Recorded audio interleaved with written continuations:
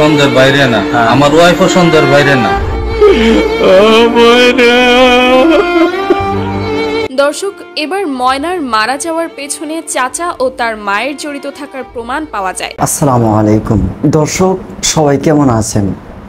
আজকে আবার নতুন একটা আপডেট নিয়ে এসেছি যে ব্রাহ্মণবাড়িয়া জেলায় যে ময়নার সাথে যে ঘটনাটা হয়েছিল, ময়নার বিষয়ে তার বাবা কি তথ্য দিল আজকে এই ভিডিওর মাধ্যমে আপনারা দেখতে পারবেন।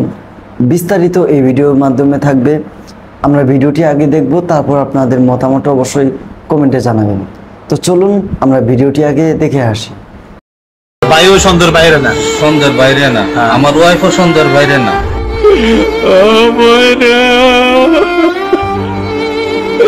আমার গলে ধরবই না করে।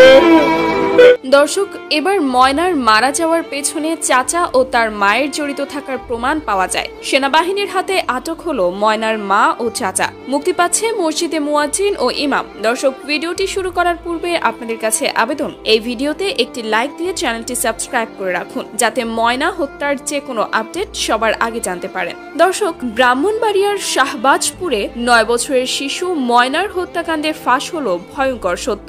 মা ও চাচার পরকীয়ার বলি হলো নিষ্পাপ শিশু ময়না। প্রথমে খবর আসে শিশু ময়না নিখোঁজ। 3 দিন ধরে খোঁজাখুঁজি চলার পর এক মসজিদের কক্ষ থেকে উদ্ধার করা হয় তার মরদেহ। এই ঘটনায় শুরুতে গ্রেফতার করা হয় মসজিদের ইমাম ও মুয়াজ্জিনকে। তাদের বিরুদ্ধে অভিযোগ আনা হয়, রিমান্ডেও নেওয়া হয়। কিন্তু এরপর যা প্রকাশ পায় তা পুরো দেশকে নাড়িয়ে দেয়। স্থানীয় সূত্র ও পরিবারের পক্ষ থেকে উঠে আসে ভিন্ন তথ্য। তারা জানায় ময়নার মা ও তার চাচার মধ্যে দীর্ঘদিন ধরে চলছিল অবৈধ শারীরিক সম্পর্ক। ঘটনার দিন দুপুরে ময়না হঠাৎ তাদের ঘরের মধ্যে আপত্তিকর অবস্থায় দেখে ফেলে। মেয়েটি তাদের বলেছিল, আমি আব্বুকে বলে দেব। এই একটি কথা বলার পরই শুরু হয় তার জীবনের সবচেয়ে ভয়ঙ্কর সময়। প্রথমে তার মা নিজের মেয়ের একটি কান কেটে দেয়, তারপর দেয়ালের সঙ্গে ধাক্কা মেরে মাথায় ও শরীরে আঘাত করতে থাকে। তবুও মেয়েটি তখনও বেঁচে ছিল। পাশ থেকে চাচা একটি রড এনে তা জোরপূর্বক ঢুকিয়ে দেয় মেয়েটির শরীরের সংবেদনশীল জায়গায়। অসহ্য যন্ত্রণায় ছটফট করতে করতে প্রাণ হারায় 9 বছরের শিশু ময়না। মেয়েকে করে তাদের ভয় ছিল লাশ রাখবে কোথায়। অপরাধ চাপা দিতে তারা মেয়েটির লাশ রেখে আসে স্থানীয় মসজিদের একটি কক্ষে। এরপর পরিকল্পনা করে যেন ঘটনাটি অন্যদিকে ঘুরিয়ে দেওয়া যায়। তাদের সে চেষ্টাও সফল হয় প্রথম দিকে। মসজিদের সম্মানিত ইমাম ও মুয়াজ্জিনকে সন্দেহ করা হয়। তাদের গ্রেফতার করে জিজ্ঞাসাবাদে নেওয়া হয়। কিন্তু এলাকাবাসীর সন্দেহ বাড়তে থাকে। শিশুটির বাবাও প্রকাশ্যে বলেন, আমার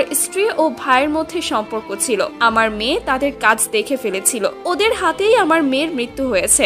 এলাকাবাসী জানান, এর আগেও মেয়েটির মা ও চাচাকে একসঙ্গে দেখা গেছে, কিন্তু কেউ কল্পনাও করতে পারেনি বিষয়টা এত ভয়ঙ্কর হতে পারে। অনেকেই বলছেন এই হত্যাকাণ্ড শুধু একটি শিশুকে হত্যা নয়, সেটা একজন মায়ের পরিচয়কে ধ্বংস করেছে। এই ঘটনায় প্রশ্ন উঠেছে, যেখানে মেয়ের লাশ ঘর থেকে মাত্র কিছু দূরের মসজিদে ফেলে রাখা হলো, তাদের আচরণ ছিল অস্বাভাবিক। বাবা সরাসরি অভিযোগ করছেন, তারপরও কেন এখনো মা ও চাচাকে গ্রেফতার করা হয়নি? ধর্মপ্রাণ মানুষ বলছেন, মসজিদের ইমাম ও মুয়াজ্জিনকে বিনা প্রমাণে রিমান্ডে নেওয়া দেশের ধর্মীয় আবেগকেও অপমান করেছে।